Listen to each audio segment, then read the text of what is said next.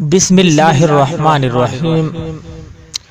فرمان نبی صلی اللہ علیہ وآلہ وسلم، اپنے کھانے کا آغاز نمک سے کرو، جس حد تک ممکن ہو لہسن استعمال کرو،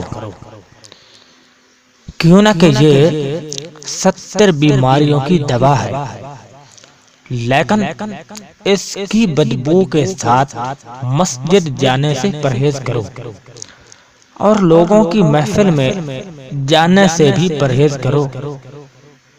جناب نوح علیہ السلام غم کا شکار ہوئے تو اللہ کی وحی ہوئی کہ کھیر کھاؤ، جس حد تک ہو سکے بھیڑ کا گوشت کھاؤ، کھانے کے بعد اپنے دانتوں میں خلال کرو، کیونکہ خلال کرنا ایک قسم کی پاکیزگی ہے، اور پاکیزگی ایمان کا جز ہے، اور ایمان مومن کے ساتھ جنت میں ہوگا۔